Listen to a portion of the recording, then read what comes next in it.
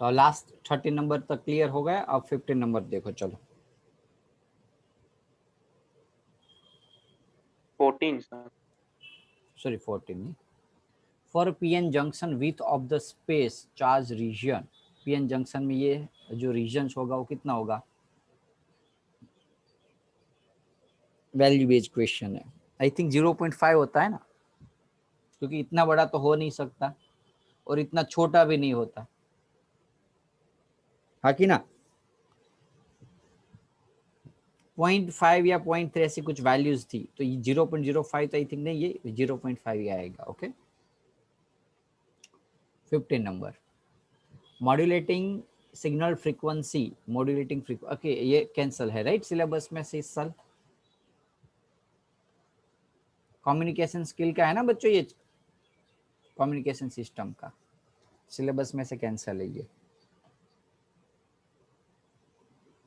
Okay वैसे syllabus में तो हर साल कैंसल है। ओके ये अब क्लियर, टेक्स्ट बुक में इस बार ये टेक्स्ट ये आई थिंक नहीं दिया हुआ है ना, चैप्टर दिया हुआ है देखो तो नई टेक्स्ट बुक के अंदर आई थिंक नहीं दिया हुआ है। यस 16 नंबर का बोलो चलो, प्रोपोगेशन रेडियो वेव, ये भी सिलेबस से कैंसल है, नॉट सिलेबस। ओके 70 नंबर का देखो चलो।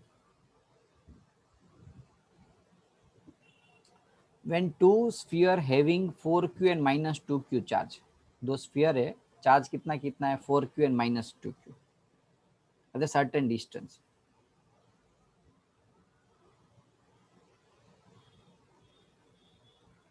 are placed at the certain distance, दोनों के बीच का डिस्टेंस d दिया हुआ है। Force acting between them is f, दोनों के बीच में लगने वाला फोर्स कितना है f। now they are connected by the conducting wire, now they are connected by conductive wire and again separated from each other, connect किया और उसको सेपरेट कर दिया। Now they are kept at the distance half of the distance, पहले तो separate करने के बाद डिस्टेंस आधा हो गया, चलो ये क्लियर हो गया। चार्ज कितना कितना होगा कोई बता सकता है दोनों के अंदर? ये 4q और ये -2q है, अब दोनों के अंदर चार्ज कितना कितना हो सकता है?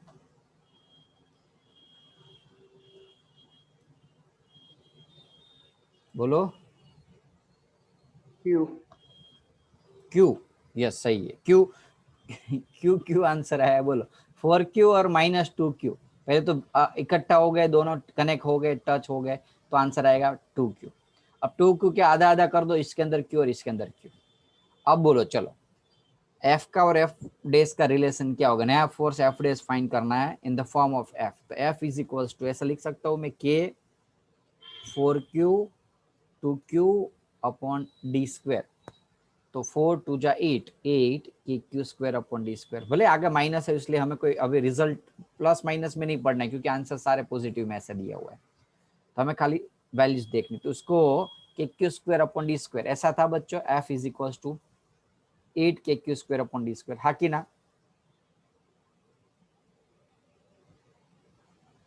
यस अब सर। यहाँ देखो के क्यू क्यू क्यू स्क्वायर और नीचे डिस्टेंस d/2, तो d/2 का स्क्वायर तो ऐसा लिख सकता हूँ d स्क्वायर बाई 4, और ये जो 4 है ऊपर चला जाएगा, तो 4 के Q square upon D square F dash, ये इतना मिला बच्चों देखो तो, हाँ कि ना?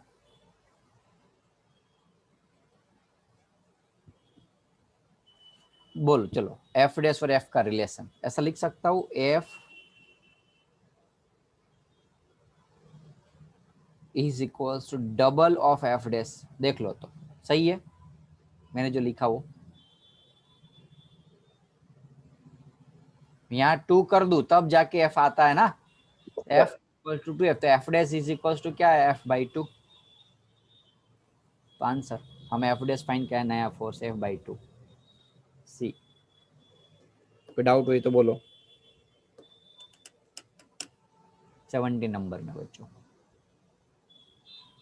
है। नो हाँ sir. Okay 18 number, charge q 1 microcoulomb each is placed on the 5 corner of the regular hexagon.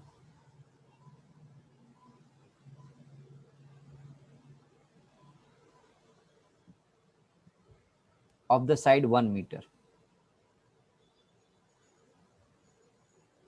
Centre में फील्ड कितनी होगी? सेंटर में फील्ड, इलेक्ट्रिक फील्ड कितनी होगी? तो 4 बार के क्यू बाय आर स्क्वायर के क्यू, ये डिस्टेंस यदि हम ले ले तो जनरली कितना आता होगा वो तो पता नहीं है। 0 ना था बेटा,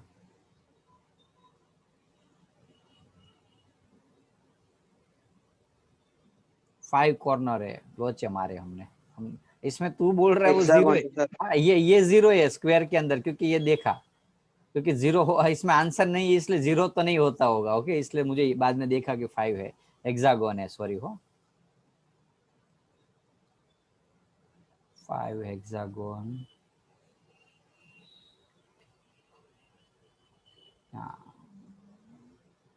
हाँ हेक्सागोन तो 6, उसमें से 5 जगह रखा, तो ये एक दूसरे को कैंसिल कर देगा, ये एक दूसरे को कैंसिल कर देंगे। बच्चा कौन सा बोलो? ये सारे तो कैंसिल हो गए, ये चार्ज क्या, इलेक्ट्रिक फील्ड एक दूसरे को क्यों फेंक, पता है ना क्यों? रिजल्ट ऑपोजिट डायरेक्शन, इसका इस साइड, इसका इस साइड, तो एक दूसरे को कैंसिल, इसका इस साइड, इसका इस साइड, एक दूसरे को कैंसिल। तो बच्चा कौन सा? खाली ये चार्ज। तो ये distance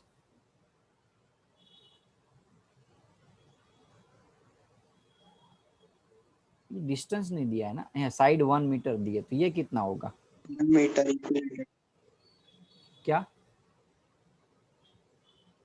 hexagon sir equilateral triangle थी। या हाँ हाँ, ये भी 1 आएगा। तो इलेक्ट्रिक फील्ड का फॉर्मूला के क्यू बाय आर स्क्वायर लगाया, क्योंकि के की जगह आंसर के फॉर्मेट में दिया हुआ है। चार्ज है 1 माइक्रोकूलम और आर डिस्टेंस 1 सेंटीमीटर के मीटर, मीटर तो 10⁻⁻⁶ मीटर के। क्लियर बच्चों? ये रहा डी। ओके, के फॉर्मेट में आंसर है के, इसके इसलिए के की वैल्यू हमने नहीं डाली। कोई डाउट 18 नंबर में बच्चों? अच्छा सम था। No sir. 19 नंबर का बच्चों, electric dipole is placed in a non uniform electric field.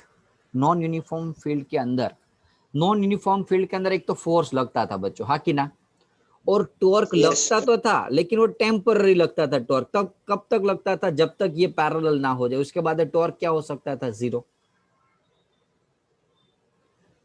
तो एक चीज तो नॉन इलेक्ट्रिक फील्ड के अंदर फोर्स तो 0 हो नहीं सकता, तो ये फोर्स वाले तो कैंसिल हो गए हम। क्लियर कि नहीं? फोर्स 0 ऑलवेज भी नहीं हो सकता और मे में भी नहीं हो सकता, ये फोर्स वाले टर्म्स तो कैंसिल हो गए। अब टॉर्क की बात करें तो टॉर्क ऑलवेज 0 नहीं होगा, टेम्पररी 0, सॉरी ऑलवेज 0 तो नहीं बोल सकते, मे बी 0 बोल सकते, हाँ कि ना?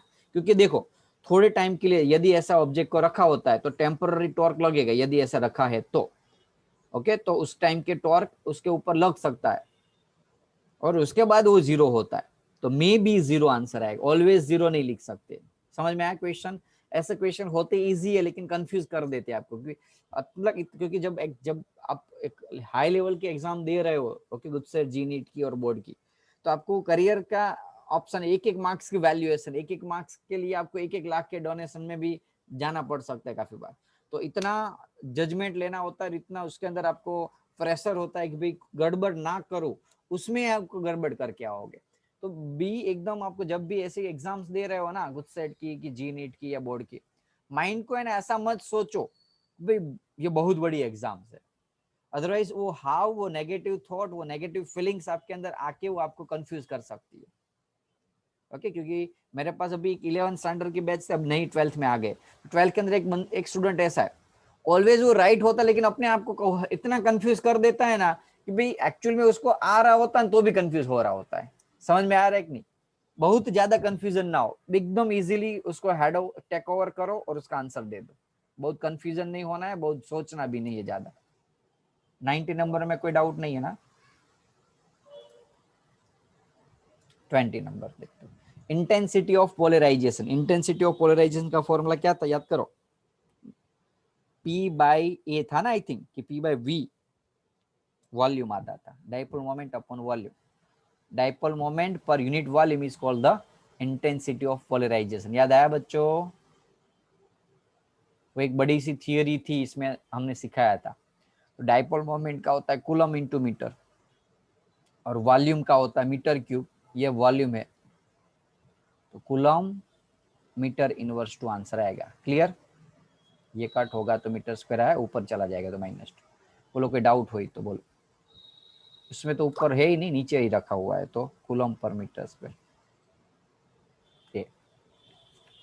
20 नंबर में कोई डाउट बच्चों किसी को? यस और नो? No sir. ओके, आज 1 to 20 का टारगेट था, 1 to 20 आज किया. अब नेक्स्ट सेशन के अंदर हम 20 to 40 करेंगे. ओके, उसके बाद 2020 का लेंगे.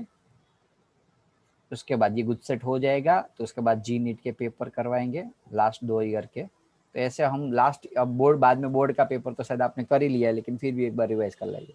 ओके, इन केस बिटवीन आपको कोई भी चैप्टर्स में, कोई टॉपिक में, कोई सम में जो भी डाउट डिफिकल्टी हो, तो मुझे खाली जस्ट उसके अगले दिन, लेक्चर्स के अगले दिन या लेक्चर के आगे आधे घंटे 1 घंटे पहले, पॉसिबल हो तो सुबह मॉर्निंग में, जनरली मैं फ्री रहता हूँ, तो मैसेज कर दो. ओके, तो उस टाइम पे यदि फ्री होगा तो ठीक है, अदरवाइज वो सम में आपको उसके, ये जो रेगुलर लेक्चर्स होता है उसके बाद एंड ऑफ द लेक्चर्स थोड़ा सिखा दूंगा. ओके बच्चों, तो आपकी जो प्रिपरेशन है उसमें जो भी डाउट निकले, ओके, या तो विजन ई लर्निंग में से वीडियोस देख के भी सॉल्व कर सकते हो, और यहाँ से सॉल्व ना हो तो आप मुझे लाइव लेक्चर में भी सॉल्व आउट कर सकते हो. लेकिन पहले कर देना, तो इसलिए मैं उसकी जो क्वेश्चन है वो कॉपी करके रखो. ओके, ऐसे पीपीटी, ये फाइल के अंदर ऐसे क्वेश्चन कॉपी करके रखो तो इजीली हम सॉल्व कर पाए. वो कोई डाउट हो तो बोलो बच्चों. तो यहाँ हम लेक्चर्स को रख रहे हैं. ओके, चलो बाय बच्चों.